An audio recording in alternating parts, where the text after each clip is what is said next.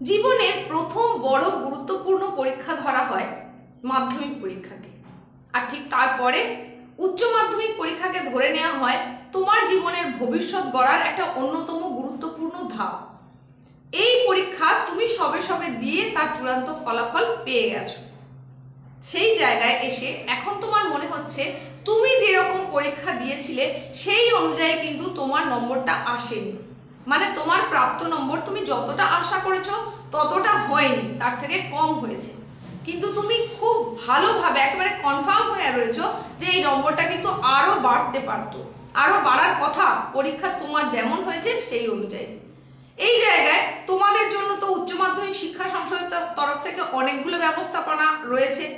সেখানে পিপিএস রয়েছে, পিপিআর রয়েছে, এছাড়াও রয়েছে আরো একটা বিশেষ ব্যবস্থা, সেটা হচ্ছে আরটিআই। পিপিএস কি, পিপিআর কি, এই সংক্রান্ত অনেকগুলো ভিডিও এর আগে চ্যানেলের মাধ্যমে তোমাদের কাছে আমি জানিয়েছি। কি করতে হয় সেখানে, কতদিন পর্যন্ত তার সময়সীমা রয়েছে। আজকের উপস্থাপনা শুধুমাত্র আরটিআই সংক্রান্ত। আরটিআই তোমরা কারা করতে পারবে, কেন করবে, করলে কি তার বেনিফিট, আরটিআই আসলে কি, আরটিআই তুমি কত দিনের মধ্যে করতে পারবে, কবে থেকে করতে পারবে, এটা করার পরে তোমার কি কাজ থাকবে, সমস্ত কিছু আজকের এই ছোট্ট উপস্থাপনায় তোমাদের জানাতে চলেছে। দেখো, আরটিআই কথাটার অর্থই হচ্ছে রাইট টু ইনফরমেশন, মানে তথ্য জানার অধিকার আইন। 2005 সালে এই আইন প্রচলন হয়েছে। সেই আইনের আওতায় কিন্তু শিক্ষা ব্যবস্থাটাও আসে। তো যে কোনো সরকারি সংস্থার ক্ষেত্রে তুমি যদি তোমার কোনো একটা তথ্য জানার ইচ্ছে হয় তাহলে তুমি সেই সম্পর্কে আরটিআই করতে পারো, সরকারের কাছে আবেদন করতে পারো। এখানে শিক্ষা ব্যবস্থা যেহেতু আরটিআই অ্যাক্টের আওতায় আসে, তাই তুমি সেই অ্যাক্টকে কাজে লাগিয়ে, আরটিআই 2005 এটাকে কাজে লাগিয়ে তোমার পরীক্ষার যে খাতা, যে তোমার অ্যান্সার স্ক্রিপ্ট, সেটাকেও কিন্তু তুমি বাড়িতে নিয়ে আসতে পারো। হ্যাঁ, তবে সেটা ফটোকপি হিসাবে, সার্টিফাইড ফটোকপি হিসাবে তুমি পেতে পারো। অবশ্যই দারুণ একটা ব্যবস্থাপনা। তোমার পরীক্ষার খাতায় তুমি কি লিখে এসেছিলে, কতগুলো লুজশিট নিয়েছিলে, সম্পূর্ণ পুঙ্খানুপুঙ্খ, মানে যা যেমন তুমি জমা দিয়েছো ঠিক হুবহু একই কপি তুমি বাড়িতে নিয়ে আসতে পারছো এই আরটিআই করার মাধ্যমে। এই ধারা অনুযায়ী তোমাকে তাহলে কি করতে হবে, একটা অ্যাপ্লিকেশন করতে হবে যদি তুমি তোমার ওই ফটোকপিটা পেতে চাও, অ্যান্সার স্ক্রিপ্টের বা সার্টিফাইড কপিটা পেতে চাও। আবেদনটা তুমি কোথায় করবে, অবশ্যই উচ্চ মাধ্যমিক শিক্ষা সংসদ দপ্তরে করতে হবে তোমাকে।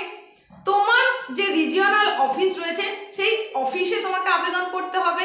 রিজিওনাল অফিসের অ্যাড্রেসগুলো আমি জানিয়ে দিচ্ছি। 4টে রিজিওনাল অফিস রয়েছে, একটা মেন রয়েছে যেটা আমাদের বিদ্যাসাগর ভবন করুণাময়ীতে, সেটারও আমি দিয়ে দিচ্ছি। তার সঙ্গে সঙ্গে 4টে রিজিওনাল যে অফিস রয়েছে সেইগুলোও দিয়ে দিচ্ছি, যেমন কলকাতা রিজিওনাল অফিস রয়েছে, মেদিনীপুর রয়েছে, বর্ধমান রয়েছে, আর রয়েছে উত্তরবঙ্গ রিজিওনাল অফিস। এই যে অফিসগুলোর কথা বলছি, রিজিওনাল অফিসগুলোর কথা, এই প্রত্যেকটারই কিন্তু অ্যাড্রেস দেখো স্ক্রিনে যাচ্ছে। তো এই যে রিজিওনাল অফিসে তুমি আবেদনটা করবে, তাহলে আবেদনটা তোমার কিরকম হতে হবে, আবেদনটার জন্য তোমাকে অবশ্যই যে জিনিসটা রাখতেই হবে সেটা হচ্ছে একটা, হয় তোমাকে স্ট্যাম্প পেপারের ওপরে আবেদনটা করতে হবে 10 টাকার স্ট্যাম্প পেপারের ওপরে, আর তা না হলে যেটা লাগবে সেটা হচ্ছে 10 টাকার কোর্ট ফি। তো এগুলো তুমি পাবে কোথায়, অবশ্যই কোর্ট চত্বরে পাবে। তোমার কাছাকাছি লাগোয়া যেখানে কোর্ট রয়েছে সেই সমস্ত জায়গা থেকে তুমি কোর্ট ফি বা স্ট্যাম্প পেপারটা পেয়ে যাবে। এবারে আবেদন তুমি কিভাবে করবে, তুমি একটা সাদা কাগজে আবেদন করতে পারো, বাংলায় বা ইংরেজি দুটো ভাবেই তুমি আবেদন করতে পারো। তো আবেদন করতে গেলে তোমাকে যে যে জিনিসগুলো অবশ্যই হাতের কাছে রাখতে হবে সেটা হচ্ছে তোমার রোল নম্বর, রেজিস্ট্রেশন নাম্বার, এটা তো অবশ্যই হাতের কাছে রাখতে হচ্ছে। তাহলে তুমি আরটিআইটা কেন করছো এবার বুঝে নাও। মানে তুমি পরীক্ষা দিয়েছিলে, রেজাল্ট বেরিয়ে গেছে, তোমার প্রাপ্ত নম্বরে তুমি খুশি হতে পারছো না, তোমার মনে অনেকটা সংশয় তৈরি হয়েছে যে হয়তো উত্তরপত্রটা ঠিকঠাকভাবে মূল্যায়ন হয়নি। সেখানে কিভাবে মূল্যায়ন হয়েছে এটা সম্পূর্ণভাবে বাড়িতে বসে বোঝার জন্য, দেখার জন্য তুমি ওই অ্যান্সার স্ক্রিপ্টের ফটোকপিটা বাড়িতে বসে পেতে পারবে আরটিআই এর মাধ্যমে। আরটিআই তাহলে কত দিনের মধ্যে তুমি করতে পারবে, দেখো আরটিআই করতে গেলে তোমার যেদিন রেজাল্ট তুমি পেয়েছো, হাতে পেয়েছো, অর্থাৎ 8ই মে তুমি রেজাল্ট হাতে পেয়েছো, সেই দিন থেকে 75 দিনের মধ্যে, আগামী 75 দিনের মধ্যে তোমাকে আরটিআই এর জন্য অ্যাপ্লিকেশন করতে হবে। তবে এখন তোমাদের যে ব্যবস্থাটা চলছে সেটা হচ্ছে পিপিএস পিপিআর এর।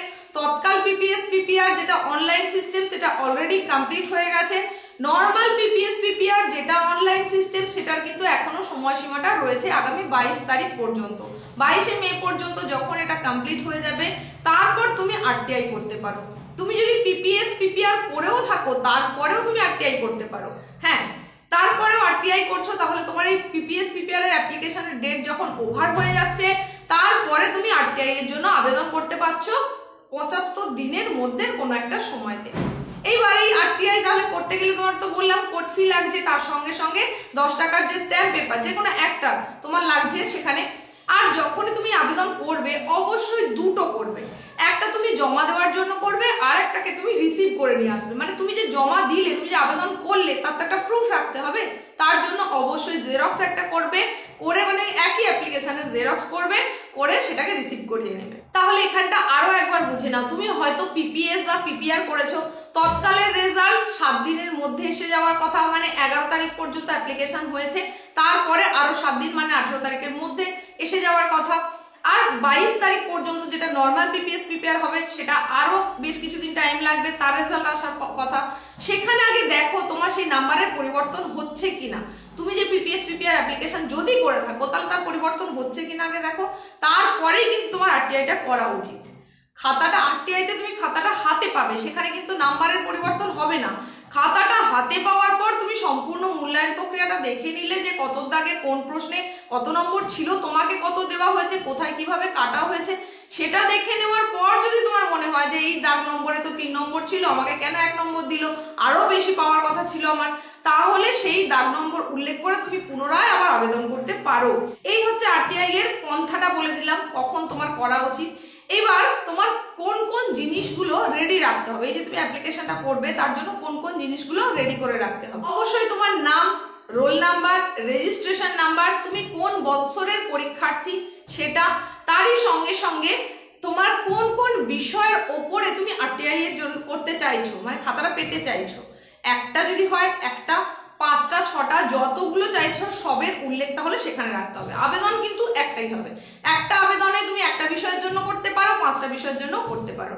তাহলে কোন কোন বিষয়ের ওপরে তুমি আবেদন করতে চাইছো সেটাও কিন্তু উল্লেখ করতে হবে। এবার যে যে ডকুমেন্টস গুলো তোমাকে সাবমিট করতে হবে সেটা হচ্ছে তোমার অ্যাডমিট কার্ড, তোমার মার্কশিট, তোমার সার্টিফিকেট, এইগুলোর প্রত্যেকটা জেরক্স করতে হবে, ফটোকপি করতে হবে এবং সেগুলোকে সেলফ অ্যাটেস্টেড করতে হবে, স্বপ্রত্যয়িত। সেইগুলোকে তোমাকে কিন্তু ওখানে ডকুমেন্টস হিসাবে সাবমিট করতে হবে। তাছাড়া তোমার পরিচয়পত্র হিসাবে তুমি আধার কার্ডের জেরক্সটাও সঙ্গে দিয়ে দেবে। এই পদ্ধতিতে সম্পূর্ণ আবেদন করা হয়ে গেল, তুমি অ্যাপ্লিকেশন কপিটাকে জমা দিয়ে দিলে। জমা দেওয়ার কিছুদিনের মধ্যেই, মূলত 1 মাসের মধ্যেই তোমাকে এই সম্পর্কে জানিয়ে দেওয়া হবে, খাতার কি পরিস্থিতি সেটা জানিয়ে দেওয়া হবে, বা খাতাটা নিয়ে আসার জন্য তোমাকে জানানো হবে, একটা ডেট দেওয়া হবে।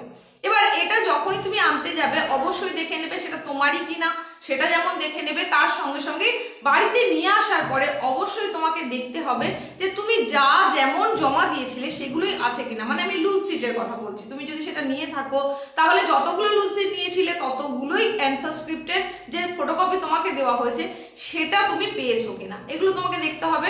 তবে তার আগে তোমার যখন এই খাতা আনতে যাবে সেখানে অবশ্যই তোমাকে নিজেকে যেতে হবে। তুমি না গেলেও তোমার লিগ্যাল গার্জিয়ান গেলে হবে, কিন্তু লিগ্যাল গার্জিয়ান হিসেবে মা বাবা যে কেউ যেতে পারে, অবশ্যই উপযুক্ত তথ্য প্রমাণ দিয়ে। হয় তুমি নিজে সেখানে বলে দেবে, জানিয়ে দেবে, বা প্রমাণ হিসেবে কোনো প্রমাণপত্র সেখানে রাখতে হবে, সেক্ষেত্রে আধার কার্ডটা রাখা আর তোমার যে বার্থ সার্টিফিকেট সেটা রাখাটা জরুরি। তো এইভাবে তুমি সেটা খাতাটা পেয়ে যেতে পারো। আর আগেই বলেছি যে তুমি যখন অ্যাপ্লিকেশনটা জমা দিচ্ছ তখন অবশ্যই একটা কপি রিসিভ করে নেবে। রিসিভ করে নেওয়ার পর জেনে নেবে মোটামুটি কতদিনের মধ্যে তুমি জানতে পারবে, মূলত 1 মাসের মধ্যে সেটা জানতে পেরে যাওয়ার কথা। এরপরে তাহলে তোমাকে যেটা করতে হবে, যখন আবার তোমার ডাক পড়বে সেই সময়তে গিয়ে তুমি সেটা কালেক্ট করে নিলে, নিয়ে আসার পর বাড়িতে তুমি সেটা ভালো করে নিখুঁতভাবে একবার দেখে নিলে যে কোথায় কিরকম নম্বর দেওয়া হয়েছে, প্রত্যেকটা জায়গাতে নম্বর পড়েছে কিনা, অ্যাডিং প্রসেসে কোনো গন্ডগোল হয়ে গেছে কিনা, ঠিকঠাক ভাবে যোগটা করা হয়েছে কিনা, ভেতরে যেরকম নম্বর দেওয়া হয়েছে সেটাই বাইরে দেওয়া হয়েছে কিনা, সমস্তটা ভালো করে দেখে নিলে তারপর যদি তোমার মানে তখন তোমাকে ওই মুহূর্তে তুমি নিজে হচ্ছে এক্সামিনার, সম্পূর্ণটা রিচেক করে নিলে, নেওয়ার পরে তুমি যদি মনে করো যে তোমার নাম্বারটা আরও বাড়তো, ঠিকঠাকভাবে মূল্যায়ন করা হয়নি, তাহলে সেই সমস্ত প্রশ্নপত্রের নির্দিষ্ট দাগ নম্বর উল্লেখ করে পুনরায় তোমাকে আবার অ্যাপ্লিকেশন করতে হবে। সেই অ্যাপ্লিকেশনটা আবার সাবমিট, মানে অ্যাপ্লিকেশন মানে তুমি ধরো 2 দাগের 5-এরটা, সেটা তোমার মনে হচ্ছে ঠিক ওখানে ক্রস করা আছে, তাহলে সেখানে তুমি নাম্বার পেতে পারতে, হয়তো সেই রকম ভাবে সেটা দাগ নম্বর উল্লেখ করে তোমাকে নতুন করে আবার অ্যাপ্লিকেশন দিতে হবে। এবং যখন সেটা সাবমিট করবে, যতবার অ্যাপ্লিকেশন করবে, যতবার সাবমিট করবে, অবশ্যই তার সেটাকে রিসিভ করবে, রিসিভ কপি করিয়ে নেবে, এবং তারপরে তুমি জেনে নেবে যে তার উত্তরটা তুমি কতদিনের মধ্যে পাচ্ছ, মানে রেসপন্সটা কতদিনের মধ্যে পাচ্ছ। তো এইভাবে এটাই হচ্ছে আরটিআই প্রসেস, টোটাল প্রসেসটা বলে দিলাম। তবে এই যে তুমি অ্যান্সার স্ক্রিপ্টের ফটোকপিটা পাবে, সেক্ষেত্রে কিন্তু তোমাকে একটা মূল্য দিতে হবে। সেই মূল্যটা কি, যে খাতা বা যতগুলো খাতার জন্যই তুমি আবেদন করো না কেন, খাতার প্রতি পাতা জন্য তোমাকে 2 টাকা করে পে করতে হবে। মানে কোনো একটা সাবজেক্টের যতগুলো খাতার পাতা তোমার লেগেছে লেখার জন্য, সেই ততগুলো পাতা ইন্টু 2, এইভাবে তোমাকে কিন্তু পে করতে হবে। তো এই হচ্ছে সম্পূর্ণ পদ্ধতি, যেটা অবলম্বন করে তুমি আরটিআই করে খাতাটা তুমি বাড়িতে পেয়ে যেতে পারো।